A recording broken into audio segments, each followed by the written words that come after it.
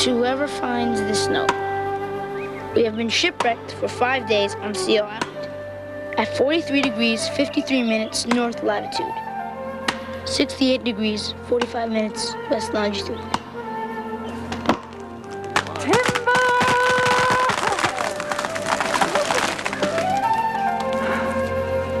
Well, now we just have to cut off everything that isn't bowsprit. Right. Our bowsprit broke, and we are trying to make a new one so we can fix our boat and sail home. If you find this message, check with the Coast Guard to see if we got off okay. If we didn't, come get us. This is not a joke. Signed, C.T. Granville, care of the Mimi. P.S. My hometown is Gibbonville, Ohio.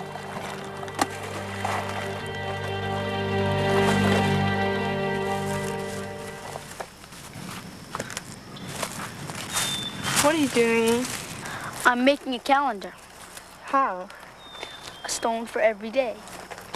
So we have 1, 2, 3, 4, 5. 5 days here. Yeah. Ready? Hey! Oh, come on! Hey! Yeah! Bravo! Wow. Spread the lines.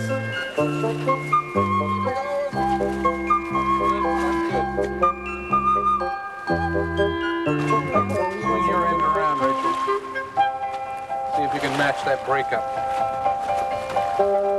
Swing it this way a little bit. See if we can match this breakup. Good. Set it right there. Looks like we lost a little piece there.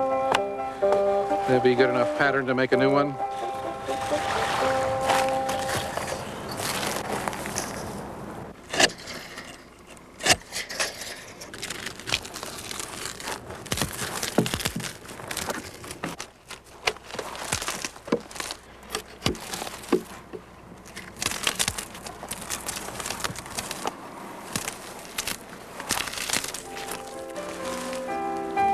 Day number 6.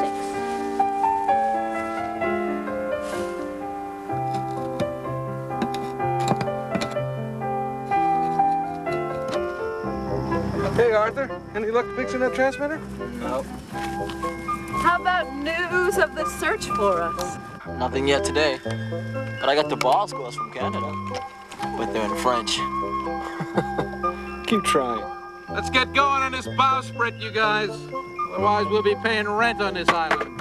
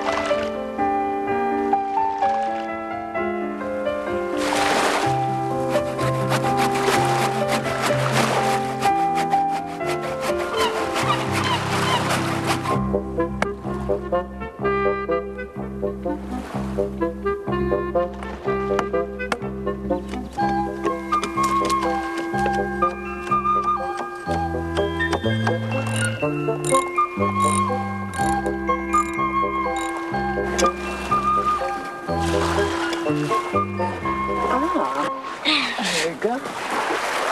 Right, now this part has to go in this groove. Okay. Up against it.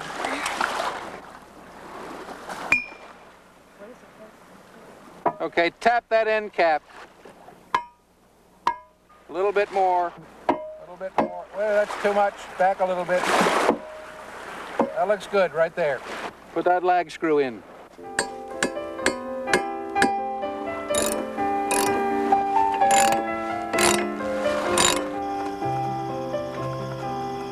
There are over 3,000 islands off the coast of Maine. Looking for us is like looking for a needle in a haystack. Hey, Arthur, have you listened for our whale lately? Every now and then. Afraid our whale's long gone from here.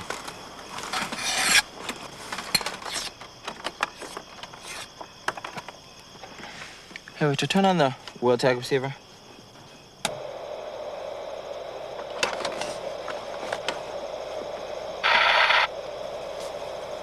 Hey, do that again. It's picking you up. I know. Can you transmit? Within 4 feet. Put it on the emergency frequency, channel 16. Try an SOS. You know Morse code? No. SOS is 3 shorts, 3 longs, 3 shorts. That's right.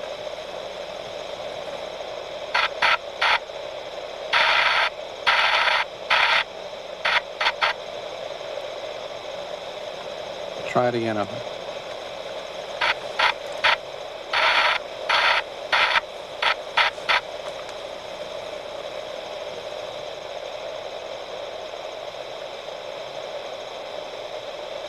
Well, maybe it isn't working. This is Coast Guard Communication Station, Boston. We received a Quiet, quiet. unidentified source. Can you give us the name and location, over?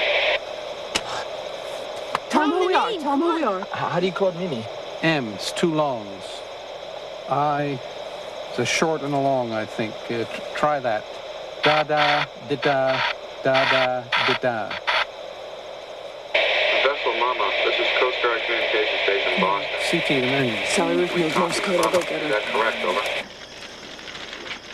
I is 2 shorts. So that would be 2 longs, 2 shorts.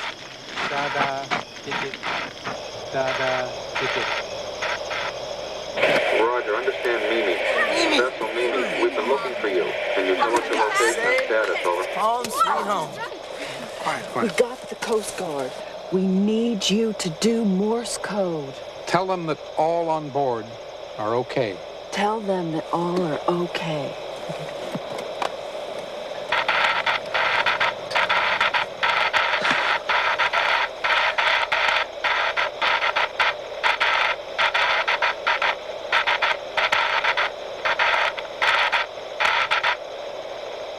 Good news, Mimi. Glad to hear it. Yeah! This is fantastic! We'll have a chopper on its way, over. All right! Saved. Hold it. We don't have to have them come get us. What? Mimi's almost fixed. We can rescue ourselves. He's right. We can do it. Everyone's okay? Hey, what about our parents? Shouldn't they contact our parents and tell them that we're all right? I mean, so they won't, like, worry? Sure, that's worthwhile. Have them get in touch with Eric. He'll call our families. We're coming back on our own. Yep.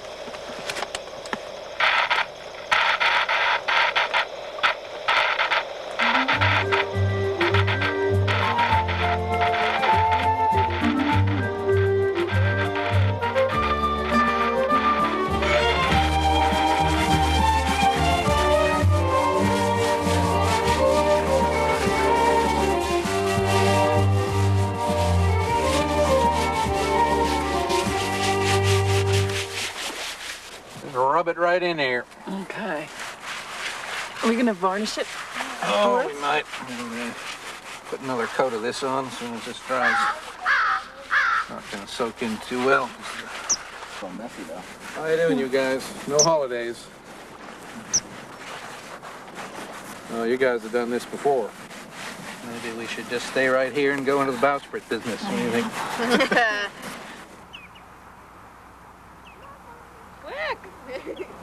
Ready? Come on! Say cheese. Ready? 1, 2, 3. Cheese! Yay! Got it.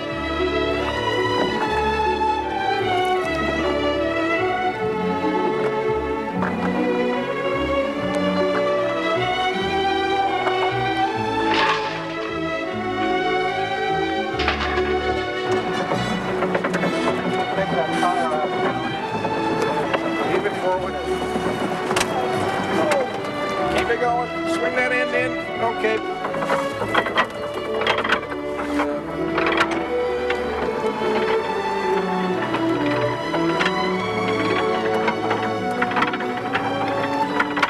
Make sure you get that tight. I don't want any more cold baths. Good.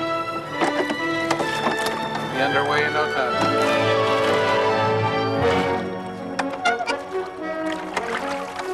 Come on, you guys. Dinner's ready, and I'm starved. Be careful of the mud. It's very sticky.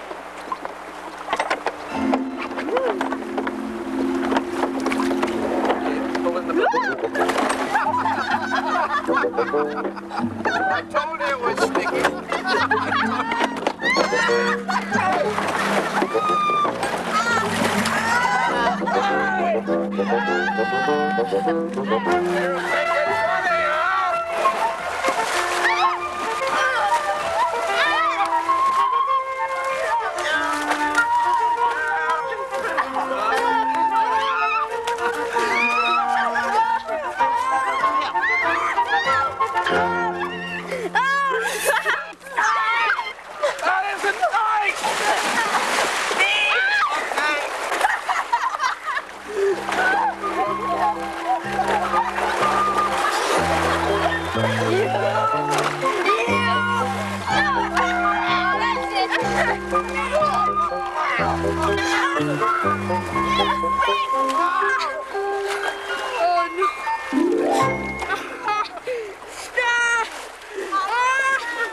And long days upon this island, driven by the wind and storm, we found food and we found water, made a shelter snug and warm. Rolling home, rolling home, rolling home across the sea, rolling home to old New England, rolling home, dear land, to thee. All hands to man the capstan, see the cable, it runs clear, and we'll heave and heave together, for New England shore we'll steer. Rolling home, rolling home, rolling home across the sea, rolling home to old New England, rolling home, dear land, to thee. Rolling home, rolling home, rolling home across the sea, rolling home to old New England, rolling home, dear land, to thee. Watch out.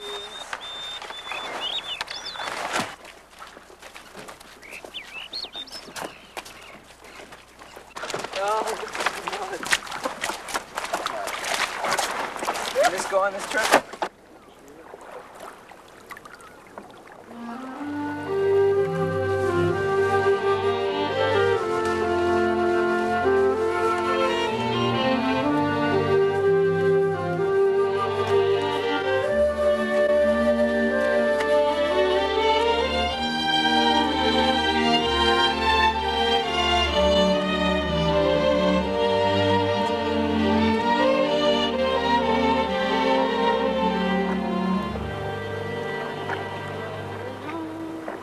Rolling home across the sea, rolling home to old New England.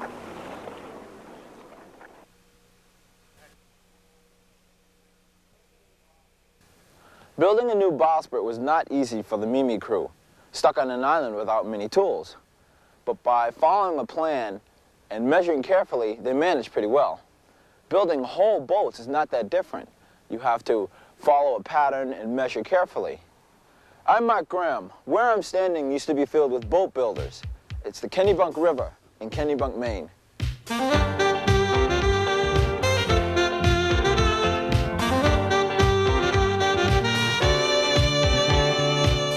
This short, sleepy stretch of the Kennebunk River was once alive with the sounds of hammers and saws. There was great excitement when a large sailing ship was launched and carefully maneuvered down the river to the ocean. But in the 1850s, the industry slowly died out, and finally, there were no boats launched here at all. until 1978, when the landing boat shop opened not far from the river. The shop is actually a school, where students learn to design and build wooden boats. Even in the winter when I visited, it was a busy place. Oh, you must be Mark Graham. Yes, I am. Hi, how are you? John Burgess. Hi. Nice to see you. You found us okay. Yeah, this is great. John Burgess is the founder and director of the school. There are 2 programs, each with about 15 students. In one, they learn to design boats. In the other, they learn to build them. What prompted you to start a school? Because I'm foolish and I'm crazy, I think. That's why. Actually, the opportunity came up for me to start a school where we could build boats, but also there were some naval architects that I knew who were interested in helping teaching some yacht design. And as a matter of fact, we have a yacht design program that I want to show you, and I have to go there right now because I've got a class. Okay. Want to see it? Sure. Good. Follow me. When is this going to be launched? We're going to launch in April, the beginning of April. The design room was a lot quieter than the wood shop. Students working individually on their boat designs.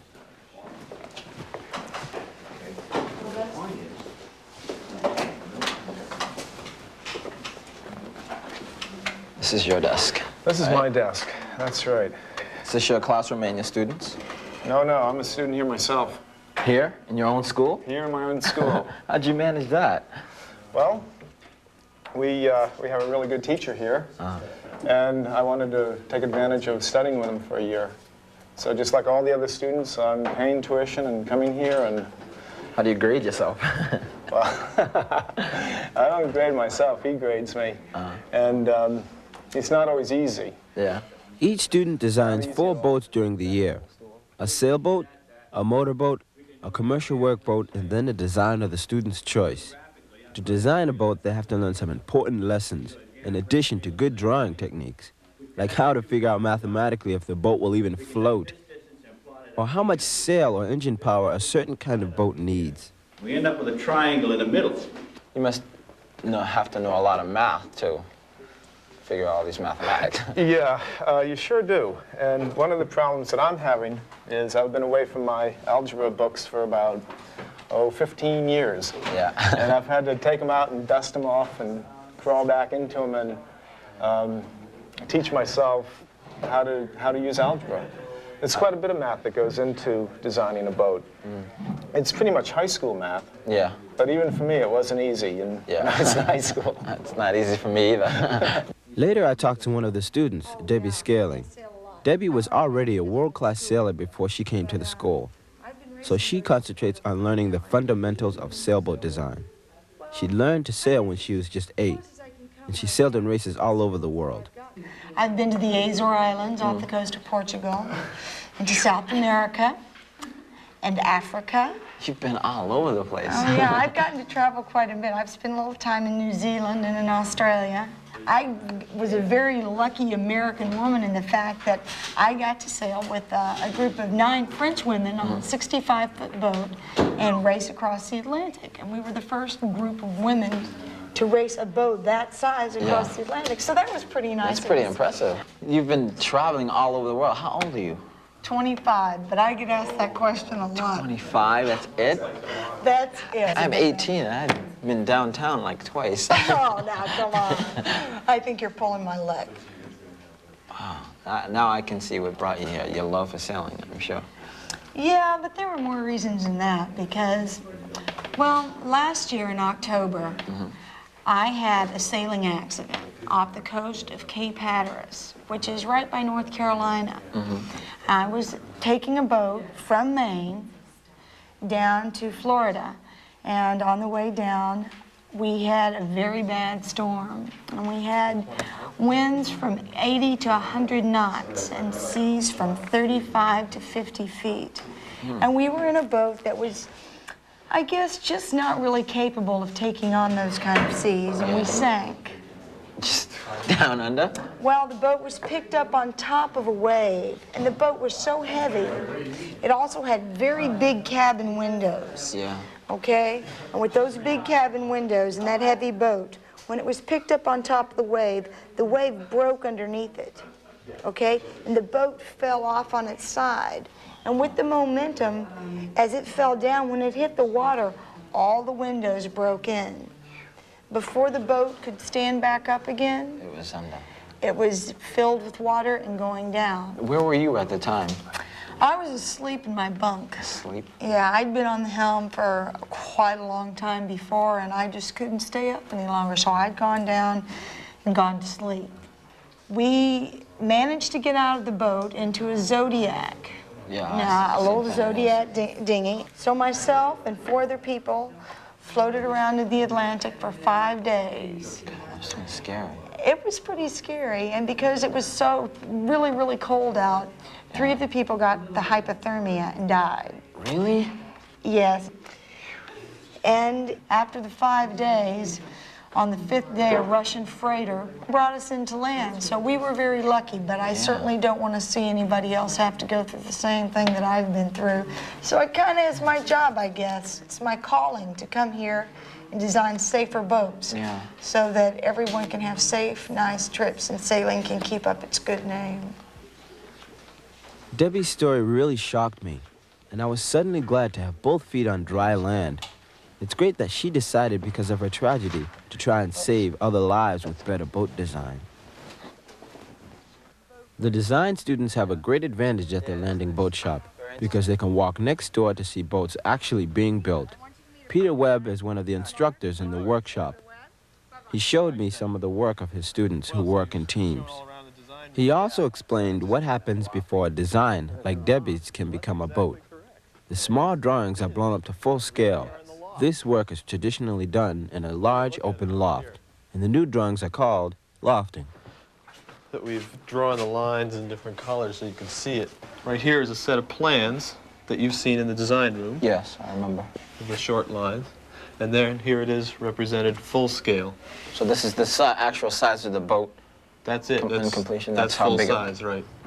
So then from this, we can make full-size mold pieces by even tracing this line and putting it on a piece of wood and cutting it out to that shape. Oh, okay, great. So now the drawings are a life-size pattern for a real boat. But there's still one thing missing.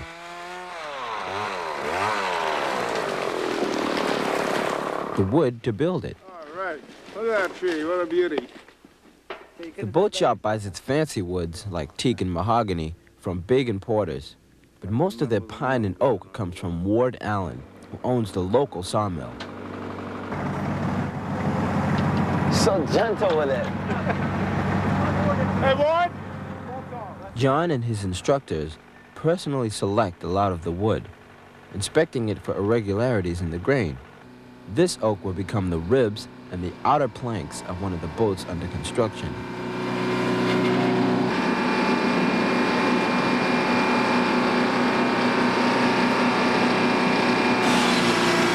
Ward has been cutting lumber all his life. He told me his father cut in this very spot 50 years ago, so he knows the trees are just about that old. The work of the sawmill is made easier by smart inventions like this pointed post, which Ward's assistant uses as a fulcrum. Ward designed and built the sawmill, including this handy way of keeping track of how many feet of wood he's cut. For the day, this is 1,000 pin. That's 100 pin. That's would be 5,236 feet. Oh, so these are thousands, these are hundreds, these are tens, and these are... Oh, that makes sense. Back at the shop, another instructor named Rick Barkoff explained the next step, putting the ribs in place. The skeleton of the boat looked just about done to me, but Rick explained that most of what was there was really just a form or mold. These are temporary? This is all temporary. All this work that we've done, that you see right now, will be thrown away as we'll bend the ribs on the inside, and that will be permanent. And then we'll start planking, and as we plank up the side of the boat, we'll be taking each of these ribbons off. So now it's time to start building the skeleton of the boat. The ribs are made of solid oak and are 2 inches square. Oak is very durable, very hard wood. So when I realized how much they had to be bent, I had my doubts. Like that? We'll get some steam in it, and it'll bend real easy. Let's put them in the box. Okay. No way. The wood is steamed in the school's homemade steamer. Water circulates in coils around the big flame and turns to steam. The steam is pumped into a long box where the wood is placed. Want to put some in? Just okay. Put that on in there? Yeah. On top or on the bottom or?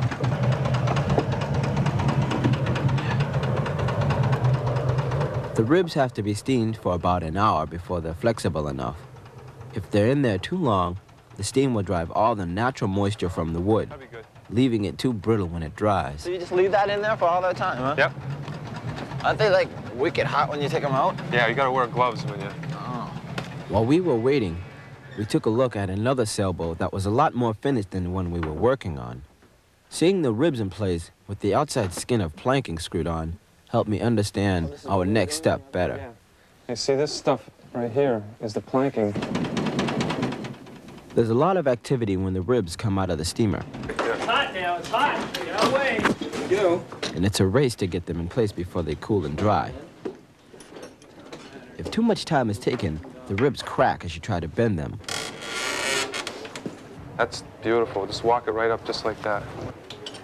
You have to work fast, but you have to be accurate too. Okay, put your foot Each rib fits along carefully marked lines on the molding. This has got to be twisted in more right here. Every other one. They're clamped and temporarily screwed in. When they're dry, they stay bent. Unfortunately, my day at the landing boat shop was finished before the boat was. In fact, it would be 4 or 5 months before she'd slide into the Kennebunk River. The school finishes several boats each year, from 10-foot dories to 30-foot sailboats. Each launching is celebrated with a party, as what was once just an idea on paper heads out to sea.